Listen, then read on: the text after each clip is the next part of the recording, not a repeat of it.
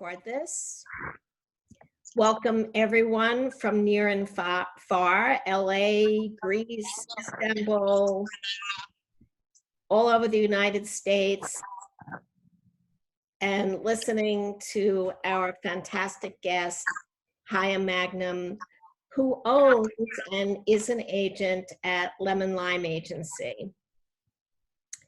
So, Chaim, why don't you tell us about your agency? I introduced you as being, in my opinion, very innovative.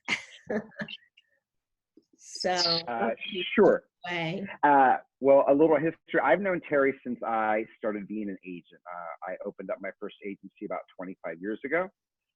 We were called Dragon Talent then. We rebranded about 10 years ago. We are now called Lemon Lime Agency. And our entire business model is built on what the latest trends are. So we're super in touch with what the street culture is doing in all parts of the world. We have outreach all over Europe and all over South America. So it keeps us in touch with what the latest trends always are. We specialize in pretty much like the younger market. So like 18 to 26 is about our usual demographics, but we do have a lot of people outside of those age ranges as well. Since it is commercials, we are image driven because so much of what you see on television right now, it's not so much about performance all the time, but about vignettes, slices of life, things like that.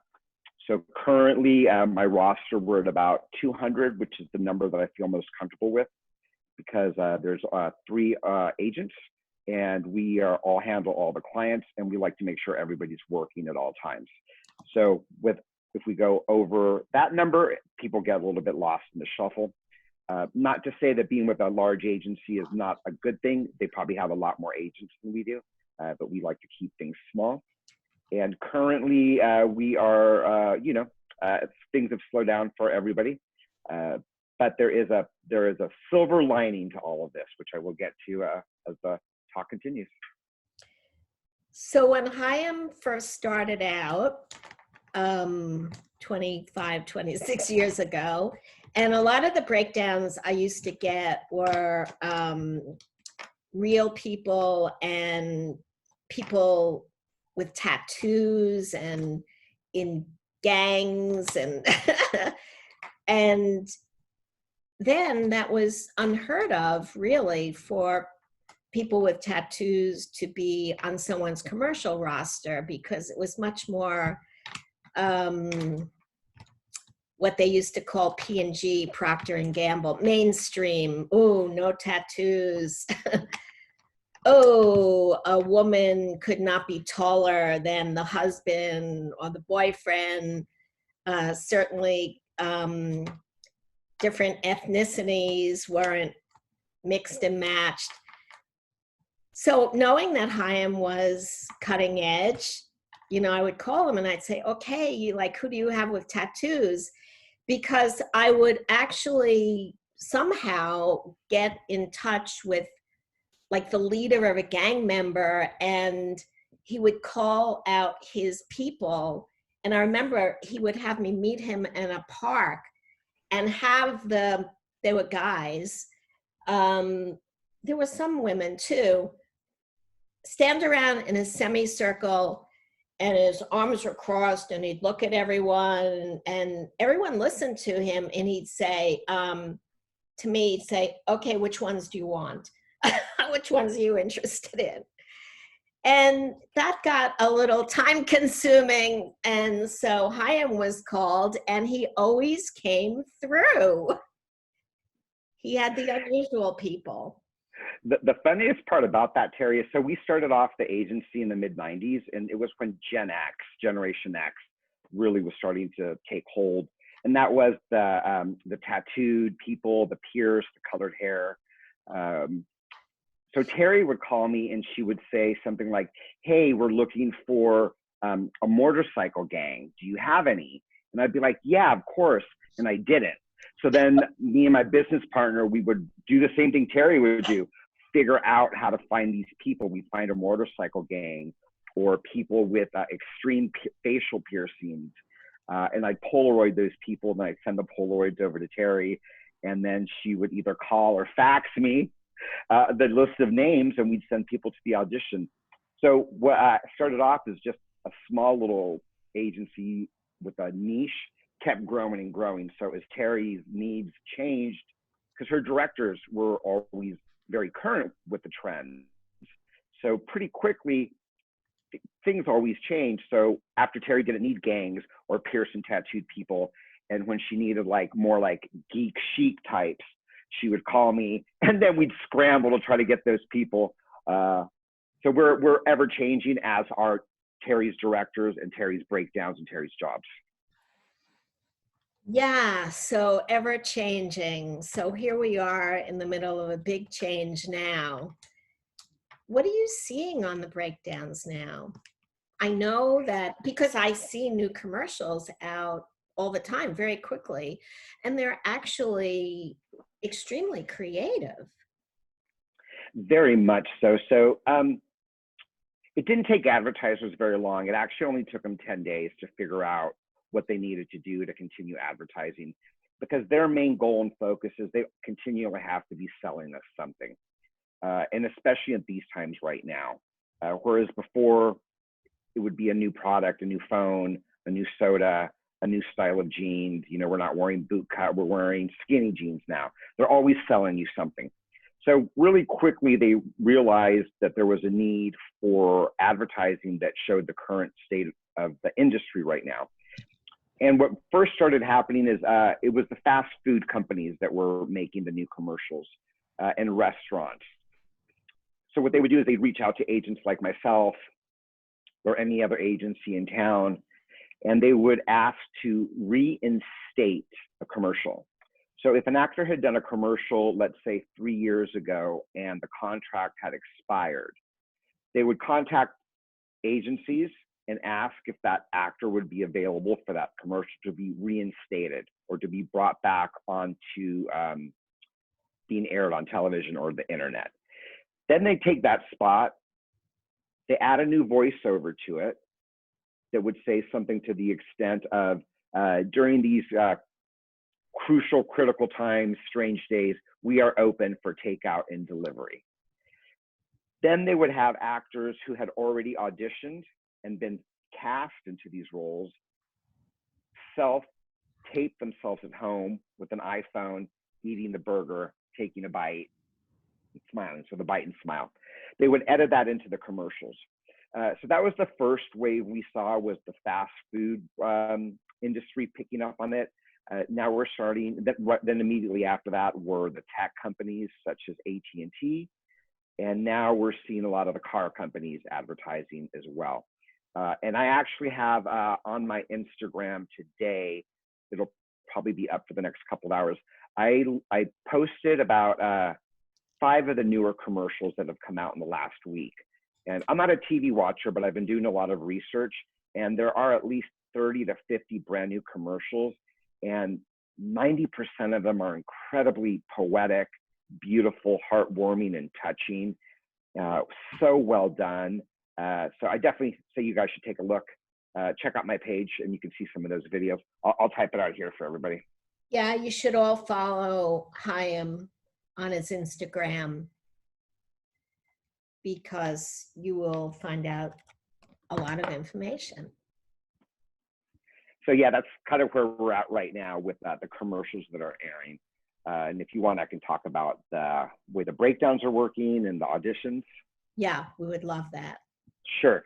So in addition to reinstating commercials and bringing older commercials back, clients are actually shooting brand new commercials. So I had a girl on set yesterday shooting a brand new spot for one of the world's largest advertisers. They had very specific casting instructions. So the casting director that worked on this put out a breakdown with a list of the roles, and all of us agents submit. And then we were emailed and told which clients they would like to have them self-tape at home. The self-tape instructions were very complicated. Even for me, I found it a bit difficult and challenging. So each actor needed to be quarantined with their roommates, at least 3 or more. Each actor needed to do a slate, which if those of you that have taken Terry's class know what that is. And if you don't, you need to take Terry's class. Each actor was asked to slate themselves. Then they were asked to give a brief description of what they're doing during quarantine, and then also show a video or photo of their bedroom. Then they were asked to find 3 other friends that they could do a Zoom conference call in, record that. So all in all, each person had about 5 or 6 different tasks to do. And self-taping, it's not that it's new to the industry, it just hasn't been heavily utilized. So it was a challenge for the majority of all actors. I spoke to the other agents. Chaim, before we get into that, how long were the actors given to complete all these tasks and send in their self-tapes of whatever the tasks were? 4 hours. What? Yeah, these jobs are moving fast and furious. So yes, and it was on a Sunday.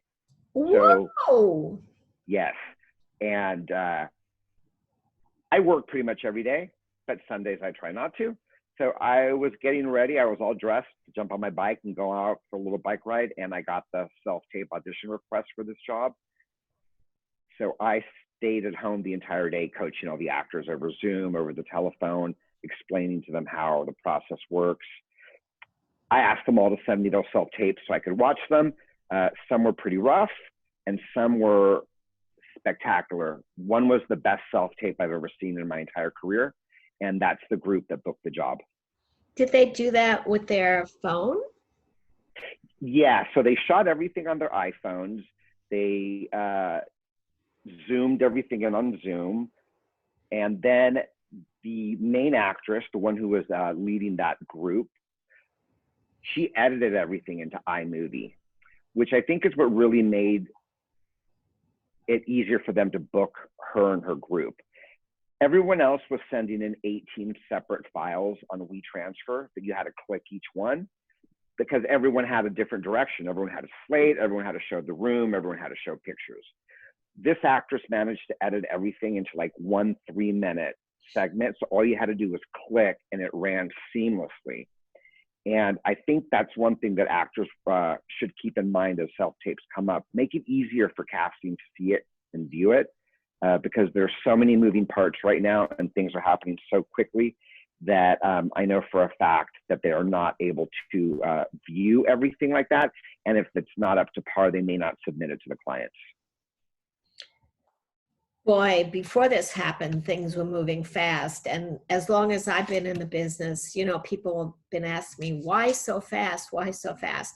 I know that casting is the last element right before the shoot, but we can never answer why. I speak to my producers, I ask them, they can't answer really why it's dictated so fast, but this is even faster.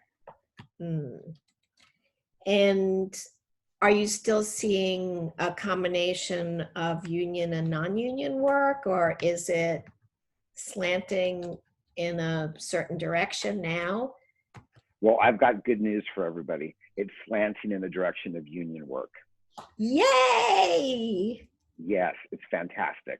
There's a few reasons that I've thought of and that I've been talking with other people why that is. First and foremost, nobody wants to travel. So none of the directors want to travel outside of Los Angeles. Nobody wants to jump on a plane and go shoot in New York. Nobody wants to shoot in South America right now. And Los Angeles has an incredible base of actors, union and non-union. And I think that the reason that they've decided the majority of their jobs are going to be union is because there are so many moving parts involved in this. So like the actress that I had on set, they delivered to her 3 days before the shoot all the equipment, a laptop, an iPad, a video camera, lights. And her and her roommates had to figure out how to connect it all. They had to work with IT on how to get the uploads proper. And then on the day of the shoot, there's no crew at the house. So they have to manage everything, turning on the computer, turning on the iPad for the B-roll, make sure that the lights are going properly. So if you don't have an actor who knows how to act and can work quickly, in addition to having to do the tech stuff, you might not get the best performance you're looking for. So I think the attitude they're having is, let's book union people because we already know they've been vetted. And this way, all they have to do is what their natural craft is, which is act, and then we'll worry about the technical later.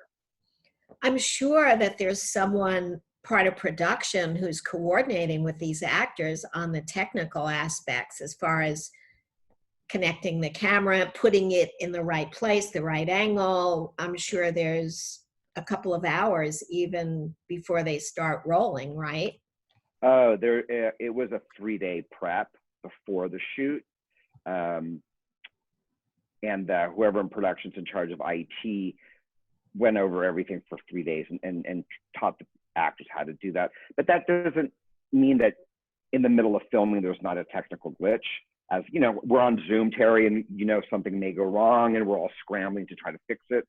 The same thing happened on that shoot. So they pre-prepped everybody on how to do it. They would do their take, and then after that, they would stop taping, and then IT would dial into the computers, upload the files, share them with the crew, with the entire ad agency and director, and then the director would give them back their feedback, and they would do a retake if needed. That makes sense. So we're happy to see that there's more union work coming back. That's fantastic. Why don't I open it up to some questions? Guys, do you want to raise your little electronical hands here? Your Zoom hand? But now I have to find them. I don't see any. Someone can unmute themselves. And Tamara, you have a question? Oh, I see. Paisley. No. Yeah, Paisley has a question. Hi. So I was wondering, are we going to see that in the Southeast kind of start opening up too, with the same kind of jobs opening up union-wise? Because I know he was saying California is kind of wanting to stay within that area. So does that mean that they're not going to be wanting to work as much outside of California? Or what does that kind of look like for people who aren't in LA? I think that right now, as we're slowly opening things back up, the focus is going to stay in Los Angeles. But I think it will reach all the other markets that are also viable at this time, because once everybody gets a little bit more comfortable with things, I think that it'll be okay to stay within the United States. Maybe perhaps they might not want to be shooting in New York for a while, but I don't see any other cities as being off the books. Okay, good to hear. Actually, I belong to what's called the CCDA, Commercial Casting Director Association. And we had the head of all independent, as a guest, the head of all independent AICP, they're called, production companies. And with him, he brought a guest that was the head of a very large commercial production company. And this was way before the virus. And they just so want things to be union. They want jobs to be in the United States. They said they are just tired of traveling. So everybody, Good. Yeah, they were looking to us. How can you put pressure on the companies? We look to, with our organization, we look to the union to put pressure on. I don't know, we haven't found the solution yet, but this, as Chaim says, this could be a turning point. That's a big deal for sure. Because union work is always better because it makes it your job and not a hobby you have to have on the side. Absolutely. Yeah. I mean, to have a career, you want to be union. Exactly. Because with union, you get pension and welfare, you get health insurance.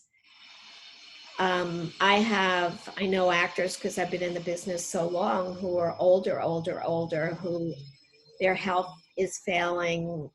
They can't be on set the way they used to. You know, maybe they're older, they can't walk, their memory is not that great. And they're collecting pensions now. I mean, they had a career. So yeah, you can start out non-union and make some pretty good money, but for a long-term career, you want it to be union. Mm-hmm. Yeah. Yeah, Agreed. absolutely. You definitely want to be working union. And in addition to getting the pension, health, and insurance, there's also great resources for all the actors right now. So if you are union, the union is here to support you right now. So they have the Actors Fund, and I've heard actors that have been getting up to $1,000 for that. They're also working with actors, because the dues for the next quarter are May 1st, and they're going to go ahead and defer those payments for actors. If you book a SAG job, they're not going to clear you through what's called Station 12 to make sure you're eligible to work. They're just going to approve everybody to work. They've got a lot of things on their website, seminars, webinars, resources for actors. So there's so much importance in the union that I'll be very happy to see every job go back to SAG. Yeah, and the union, of course, protects you guys. Every non-union job that I work on, it never fails. They always try to throw in a monkey wrench, you know, where they ask more and more and more of you. So a good casting director will jump in at that stage and try to protect you, but there's just so much we can do when it's non-union. You guys, I know some of you also, when you have agents, and if you're privy to breakdowns that go directly also to the actors, if we let you into those for whatever reason, and you have an agent, you definitely want to give it to your agent. You want to be in a responsible relationship with your agent. And trust me, you do not want to get on set, look at the agreement that you're given, if it's non-union and there's something that's changed. You do not, when you're there to be the actor, want to start negotiating and asking things for yourself. Whereas when you have an agent, you get on set, you read your contract. Well, first of all, the agent usually gets the contract or agreement first. And then on set, you quickly look it over. And if something is not what you understood, you call your agent. You call Chaim if he's your agent, and he takes care of it. I'm sure you have some opinions on that. Yeah, definitely. So we do require to get the talent release or agreement before the camera rolls. And that's not always the easiest for production. They've got a lot of things that they're trying to coordinate. On union jobs, they don't typically present the SAG contract till the actor shows up on set, but we have been moving towards getting those in advance because there are a lot of things that we negotiate on that. But on non-union jobs, it's really tricky because the breakdown will come out and they'll present us with the contract, but then on the day of the shoot, there's another contract that's presented. And I don't really feel that people are trying to be sneaky. I always give people the benefit of the doubt. I see the brighter side of things. I just feel that maybe perhaps the client had a different contract that's their standard contract. And at the last minute, they give that out. Having received the contract in advance and already approved it and sent it to my client, I asked them to mirror the contracts and make sure that everything looks the same. And as long as everything's the same, they can sign off on it. If there's anything that's different, I've already told casting and production that if there's any changes, that my actor will hold off on signing it or contact me, and I'll get my revisions to them as quick as possible. But we're seeing less and less problems on set. Everything happens before the actor shoots.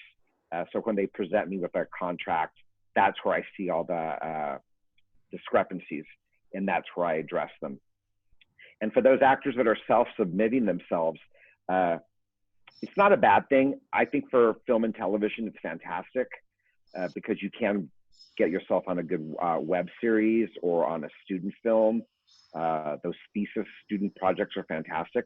But when you're submitting on advertising, you need to be really careful because they will try to put in a lot of language for in perpetuity, which means that they're allowed to use the commercial until the end of time. They may ask for a lot of usage that is not really agreeable for low rates. And they may ask for exclusivity. So you may sign off on a contract that says that you are exclusive to that product. So I've had a couple of situations occur.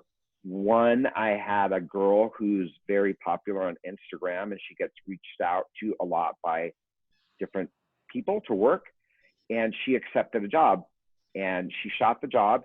And then the day after, she let us know, oh, by the way, I shot a commercial for XYZ. And immediately it just sounded a red alarm in our office. And we were like, well, did you forget that you shot a commercial for ABC?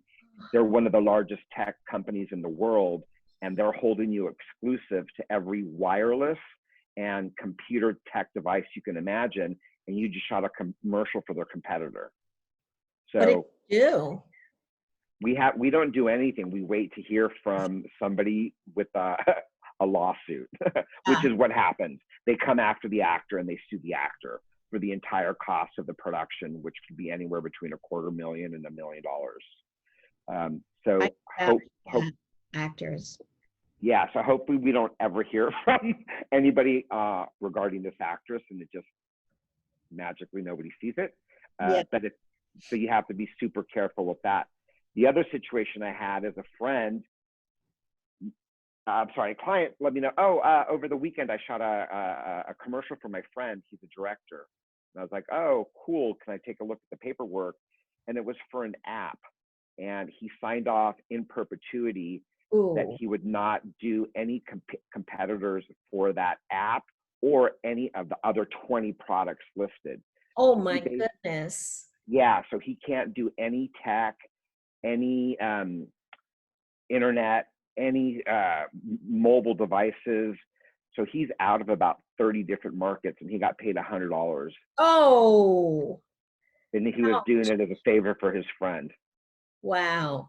Another thing you should watch out for, guys, just say that you do, for instance, a fast food in a little market, like a little market in Georgia, wherever. But then you're up for a fast food that's national, that's nationwide. You have a conflict. You do. And we, as agents, are conscious of that. So we don't pass on those smaller market commercials. Back in the day, we did used to ask for extra money. It's called overscale. But that doesn't happen anymore. There's no extra money for actors. That's so if you do want to do that fast food commercial, and it's a union job, I obviously will recommend that you do it because it's going to pay you scale, which is almost close to $700 right now. Plus, it'll probably pay for internet and cable. So you could make $5,000, $10,000 on a small commercial, but you are going to have to pass on the bigger fast food chains that are running nationally. So I see that Shannon Mano has her hand up. Want to unmute yourself, Shannon? Hi, nice to meet you guys. So as far as just kind of like, because personally for me right now, I don't have an agent. I only have management. So do you think it is a good time to be, because I see a lot of people like reaching out to agents and everything, and I see a lot of people also doing like those big like monologue challenges or just like self-tape challenges at home. How would you suggest, because I know a lot of people do submit to those, how do you suggest that we make ours like stand out over like other people's? Well, if I knew the answer to that, I'd be a billionaire. It's tough to tell you how you're going to stand out. Really what it's going to come down to is your craft. If you give a good performance, you are going to stand out.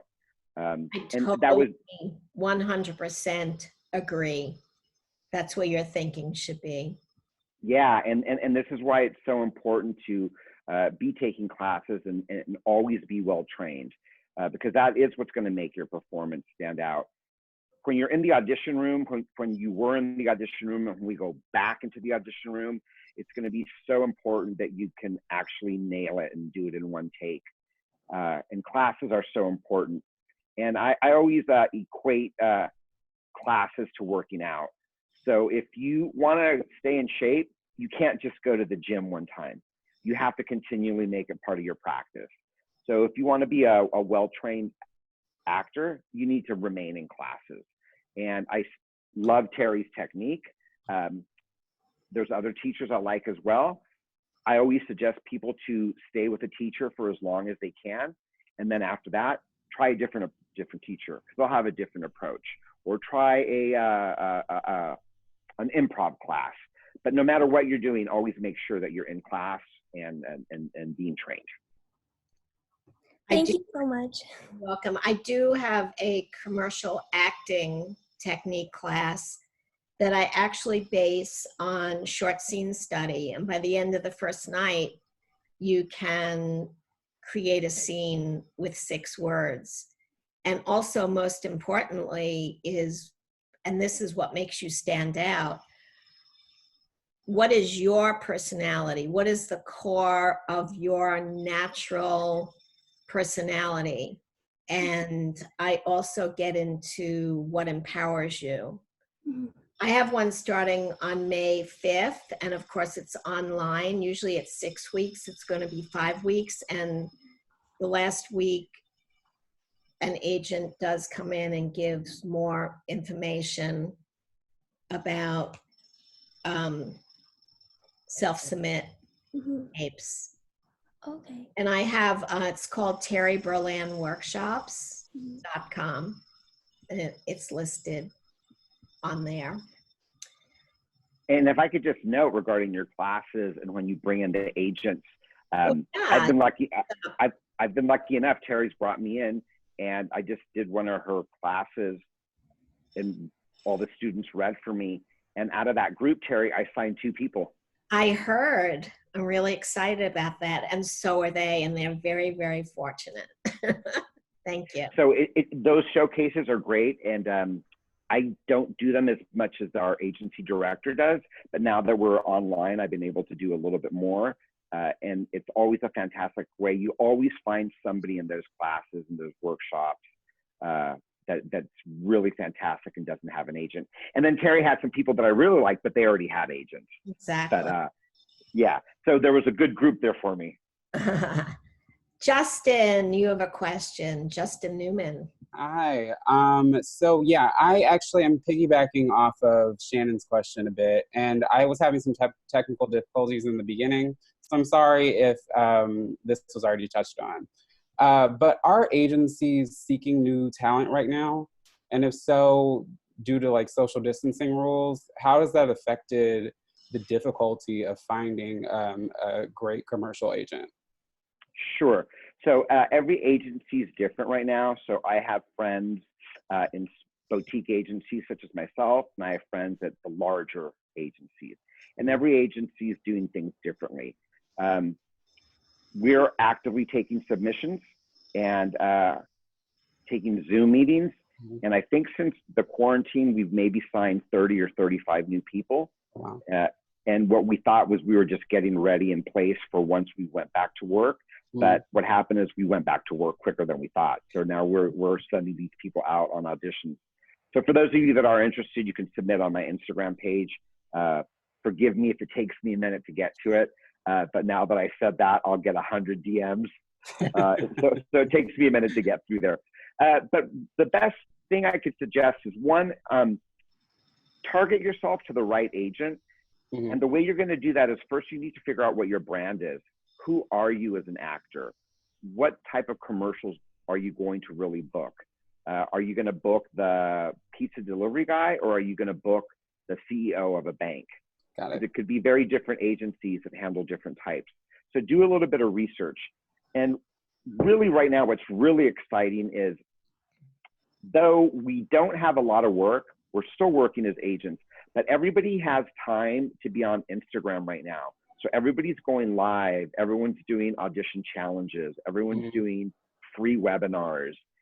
This is an incredible time for you to actually connect with people that you may not have a chance to connect with.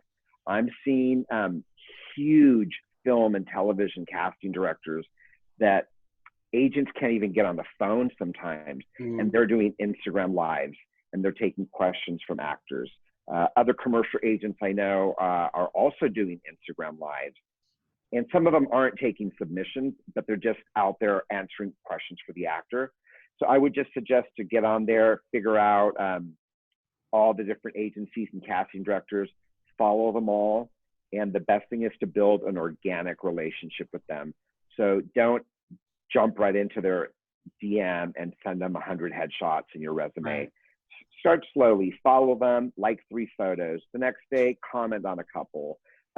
See if you can get their attention a little bit, because that's how it works for me. So when people catch my attention, I tend to follow up with them more than if I just get an unsolicited headshot. Although right now I did say submit, so I'm going to take a look at everything. That would be my recommendation. That was so generous. That was so generous of you. So a question on the chat, which I think it was already answered: how can a non-union actor use this time to further their career? We want an agent. If you have the means right now, do study, study, study. You meet other people in your classes. I know in my workshops, besides the agents that I bring in as guests, and by the way, my agent guests it's totally an educational evening. It's not read, meet the agent. You are learning from the agent. And that's it. You just keep studying. You'll meet other people in the classes, and people who have taken classes with me, they start networking with each other. They introduce other people in the class to their agents when they're represented. That's how a lot of agents find actors, from their other actors who assign with them recommendations. Doesn't that happen to you, Chaim, too? Yeah, usually the best new talent that I find are friends of somebody that I already represent. So that person that I represent, I already like something about them, and chances are their friends have something similar about them. That's why they're friends. So when I get referrals from my clients, those usually end up working really well for me. And then after that, casting director referrals are really great, because casting knows all the agencies. So if they refer me somebody, I already know that they have thought it through, that they're appropriate for my agency. If they weren't, they might take them over to somewhere else. But referrals is one of the best ways. So talk to your other actor friends and see who they're repped by, and maybe you might be a good fit for them, and they might be able to make an introduction for you. And Zella, I see your hand has been up for a long time. Hey, good to see you. I was thinking about you this morning. I wonder why. Well, I hadn't even seen the notice yet, so it was amazing. Well, what's really funny, Chaim said that I was one of the first people to jump in and reach out to the community. And when I put one of these invitations out, I kid you not, the first time I had 675 registrations. And I've done 4 of them, and each time it gets less and less and less and less. So because there are a lot of opportunities out there for you, and I'm happy for you. You should be, yeah. So what is your question?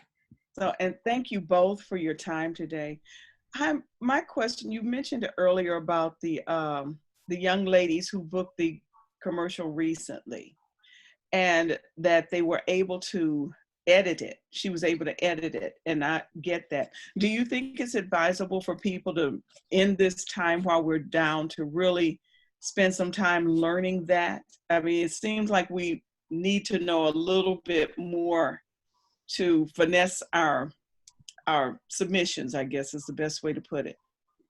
Yeah, I think it's very important that everybody learn all the self-tape techniques right now, including editing, and learn how to do it quickly. This weekend, I'm gonna spend the weekend learning how to self-tape myself and how to edit my own self-tapes, because I need to be able to explain it to the actors. So the one thing I have been telling everybody is figure out your self-tape station. So for actors, it's super important that you have a really clean background. Like for me, I've got all this stuff going on back here because this is where the light was best. But some people I know have bought blackout curtains and just set them up on a rod and then have a super clean background. Lighting is really something you should consider as well. So if you've got beautiful natural lighting, that's gonna work great for you. But keep in mind, you might get a self-tape audition at 7 o'clock, due 9 a.m. the next day. So you might want to have a light ring. And there's a lot of companies out there selling them. I'm going to actually buy 3 light rings because I want to be lit from the front and I want to be lit from the side. I'm going to get a microphone also, because little details like that, the quality of the sound might be that thing that makes you stand out a little bit more, that makes your submission a little bit better than the rest. So just definitely start thinking about that. And then the editing. It's not, I haven't had any casting director ask for it, but when I see the edited videos, it is really something that just stands out. So this weekend, I'm going to get on to iMovie, which is the first one. I'm going to learn. And then there's a few other that people have mentioned. I think there's one called Movi. I'm going to learn, and another one. But I'm going to start with iMovie since the majority of people have Macs. I think I'll learn that and then be able to explain it to my actors. Yeah. Earlier this year, I did buy everything except, and I do have a Mac, and I just had never really played around with the iMovie, but I had a situation where I had a self-tape, I had a couple of self-tapes. And in one of them, they asked me to separate my slate from the actual monologue. And then I had someone else that just wanted it together. So I had to quickly go on and go, okay. And I literally just worked my way through. And, you know, when iMovie comes up, it tends to give you some tips. And that's how I learned how to put the two together and transition, make a little transition. Well, so you're one step ahead then already. And the other thing I forgot to mention is a tripod. A tripod's also important. Yes. Even if you're in quarantine with somebody, you probably don't want to have them tape you because it's really hard to hold that phone still for a while. And as I'm reading the comments on the side, you guys make sure you read the chat, because people are listing some really important stuff as editing apps, casting workshops that are happening today at 5 o'clock. So make sure you read there. People are putting some good information. Also, when I get self-tapes before this even happened, the tripod's important. People were not prepared. Commercial, you know, for theatrical, the self-taping's been going on for a long time. Thank goodness for commercial it hasn't, because it could tend to cut us out of the first audition. And I can reassure you that when you come in to audition for us and we direct you, it's much better than you're directing yourself. But that being said, it was not a good self-tape when the phone camera was way down here and it was then angled up, so we like see the main part we see is your stomach and your chest, and then your head is way back there. So the angle, you know, you want it to be straight on to you, standing up, unless for some reason it's sitting, but you know, you want to stand up. I'm going to post a picture onto my story after we finish this, a really great self-tape setup that one of my actors just finished doing in his garage. And I was very impressed. So I'll put that on my story for you guys to check out. Fantastic. Carolyn Ordonez? Sorry. Yeah, no problem. It's Ordonia's. Oh, sorry. No worries. Thank you guys for doing this. I have actually two questions. One first quick one for Terry is, for your voiceover classes, do you also have an agent come in for those, or is that agent option just for commercial classes? It's just for commercial classes. Okay, great.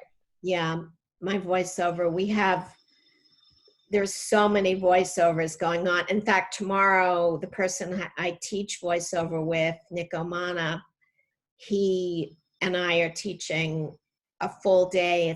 It's a core kickstart. And then every couple of months, I have a home read and self-direct, because you guys are reading, at home by yourself. How do you make the right choices? So I have that coming up, but you can find everything on terryberlandworkshops.com. Okay, cool. And then I have another question for both of you.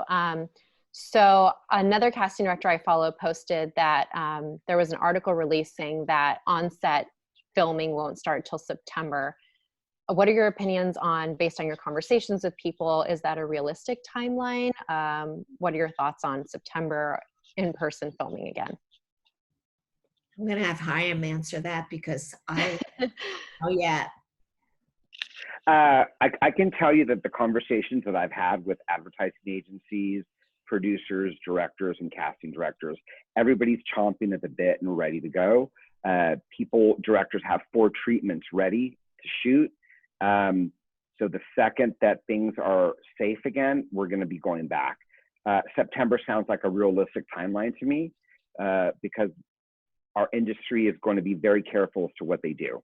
I don't know anybody who has any intentions of doing anything out of what the safe parameters are, because we are very concerned that we don't want to be the job, we don't want to be the production that put somebody into a bad position. Right. So things are going to move very cautiously. So I think we're going to see up until about September the at-home self-tapings and self-shooting commercials. And I think once things cool down a bit, we're going to immediately jump into shooting. And September is going to be, wow, it's a long way away, because we normally have holiday commercials in the can by September. So we're going to have to move really fast. But I do think September sounds like a realistic timeline. Well, thank you. Precious Holloway. Hi, Terry. Hi. See, here's relationships. I've been getting postcards throughout the years from Precious. Every couple of months, I see her on Instagram. So, very familiar with her. Yay. This question is actually for you. I don't know if you can actually answer this either, but this is something that I can't really get a clear answer on, so I'm hoping you can help me with this. So I did 3 radio spots for voiceover last year, and when I did them, I asked, hey, can I get a copy of this when it's done? And I gave them my email, and they were like, yeah, sure. They came out at some point. I didn't hear anything, and so I was like, hey, I asked my agent, hey, can you follow up with them and see if there's a possibility? And she did, and she didn't hear anything either. So I don't know how to do that, because it's easier when it's a commercial that's aired on TV. You could just go to iSpot, but for radio, is there a place to do that, or how can we? Not that I know of. We have a problem too getting them because we like to have for our reels a copy of it. It's a problem. It really is a problem. Okay. When there's a casting director involved, the agents, after they try themselves, get in touch with me. I try.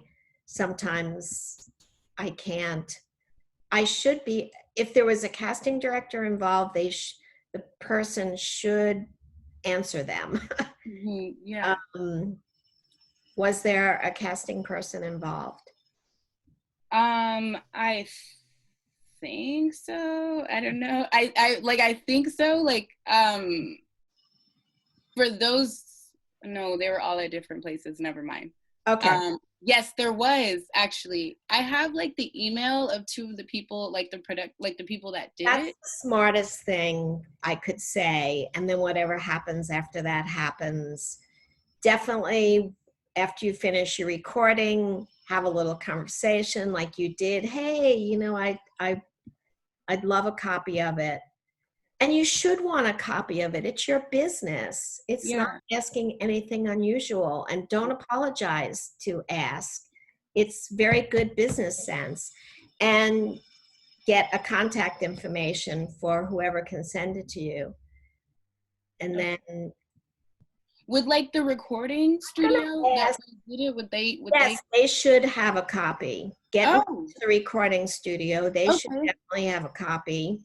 Okay. A lot of times things I've cast voiceover, they won't even let me put it up anyplace. Like I have it, but then I can't use it anyplace.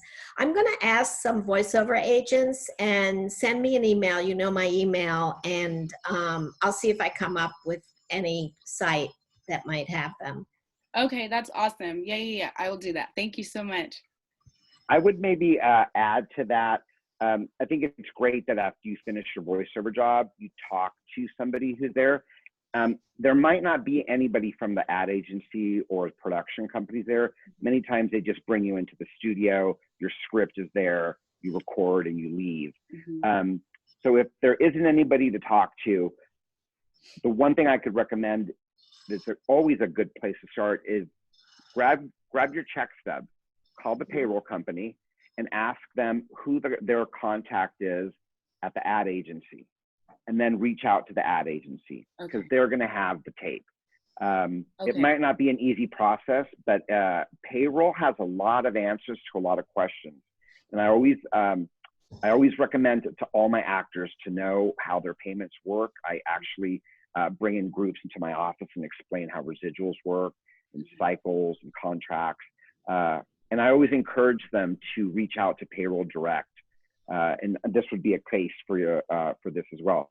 The payroll company always knows who the advertising agency contact is because they're the ones who authorize the payment. Got it. They might be able to pass that along to you. Awesome. Thank you. You're welcome. Great information. Tamar? Hi, Terry and Chaim. I have a question for you, Terry. Do you see after this quarantine is over, do you see us moving more fully to self-tapes overall, or are you seeing us transitioning back into coming in person? Because I know theatrically, I'm going to have Chaim answer that too. I hope not, for the reasons that I mentioned before. It takes longer, like to get all the elements in, get everything from all of you, and then we have to organize it and get it to our clients. And the main reason is you're not directed by us. So right. I hope not. Actually, the CCDA, I think it's Monday, next week, we are having a Zoom meeting to talk about the state of things. So everyone who's on my newsletter list, I'll send you an update of what I found out. But I'm going to have Chaim answer that too, because he talks to so many people. Let's see. So what I'm hearing right now from casting and what they're hearing from their directors and their producers is everybody wants to get back into the casting room. Because that's where you can be hands-on and you can redirect an actor. It's a lot easier. But with that said, everybody's very conscious of the fact that we're going to do a soft opening and slowly roll back out into somewhat the way things used to be before. Terry, even if everything goes to self-tapes, they still can't cut out the casting director because someone's got to organize those tapes and send them over. And I can tell you production does not want to do it. But I think as we start seeing auditions go back into the studios, it's going to be very interesting. Everyone's trying to figure out how they're going to have a casting facility that has 7 casting directors working at, some of which have multiple jobs at once. So there could be 15 audition rooms going at once. How are you going to maintain social distancing? Is there going to be a line out the door for 5 blocks, letting people in slowly? Or we don't know, they don't know. So it's something that's going to have to be figured out. Ideally, I hope that the advertising agencies give casting more days and pay them to cast more days. Right now, they're cramming in 50 roles in one day, and casting has to bring people in every 5 minutes. So if we're going to be doing social distancing, I hope that they add 3 days to the casting that allows casting to bring everybody in a comfortable manner. But everything is yet to be figured out, and every day everything changes. So we're going to see what happens. Yeah, Good to know. I think that's what our meeting mainly is about next week, to start brainstorming. Are you kidding? We bring 4 people in every 5 minutes. With 7 characters, every ethnicity. It's crazy. So yeah, we'll have to see what happens. Karen, Karin. That's me. Hi, thank you guys for doing this. I really appreciate it. You actually did answer my question a little while ago when I was asking. I'm a non-union actor. I actually moved to Burbank 4 weeks ago in the middle of the craziness.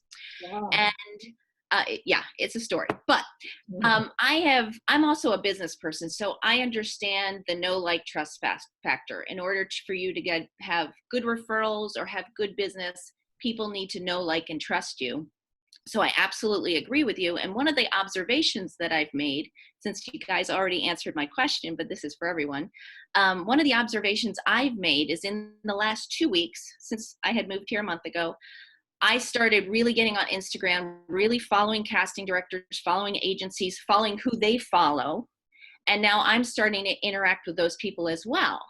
And because I understand know, like, trust, because I'm a business person. So that's what I started doing naturally, because that's just what I do. But it is amazing how many people you can connect with through Instagram. I don't even direct message a lot of people. I just comment, I make it funny, I make it interesting so that they'll reach out and say, oh, thanks, or whatever. You know, I saw this in the background of your picture. I love Mr. Magoo. You know, something that will make me memorable to them as well as we build this relationship. And it's working. It works. So thank you for that information. And that's just my observation, that since you guys already answered my question. Thank you. Yeah, you have it 100%. Yeah. That's business. Yeah. It's every business. It's not just this. It's business. Mm-hmm. So everyone, make sure that you follow Chaim. He put it on the chat. Everyone see that. And I think we've answered all the questions. Any last words, Chaim? Yes, I think that one thing I want everybody to keep in mind is that we are going to get through this. The silver lining in all of this is that though things may be slow right now, keep in mind that for companies to get us all to feel comfortable to go back to their restaurants, to go back to their department stores, to go outside of your house, it's going to take 30 commercials at least for everybody to see before you want to run out on a Friday night and hang out in a restaurant and a bar. So the uptick is going to be that we're going to see a huge volume of commercials being put out by everybody, because once we're out of quarantine, they're going to want you back having dinner. They're going to want you back shopping again. They're going to want you buying cars. So we're going to see a huge amount of commercials. And it's going to coincide with the end of the year, which is a huge rush always for casting and advertisers to put out all of the end of year commercials. So the silver lining in all of this is right now, enjoy this quiet time. And as soon as we come out of it, every single one of you is going to be back out there auditioning and working. Wow, that's great advice. Let's all unmute ourselves and say thank you. Thank you. Thank you. Great. Thank you. This is very nice. We appreciate Thank it. you so much. Bye, Terry. Bye, Bye, Chaim. everyone. Bye. Thank you so much. Bye. Thank you. Bye. Thank you. Thanks again. Bye. Bye. Take it easy. Bye, Next everyone. weekend. Bye. That Have a was great awesome, weekend. Terry. Thank you for that. Bye. Bye. Bye. Bye.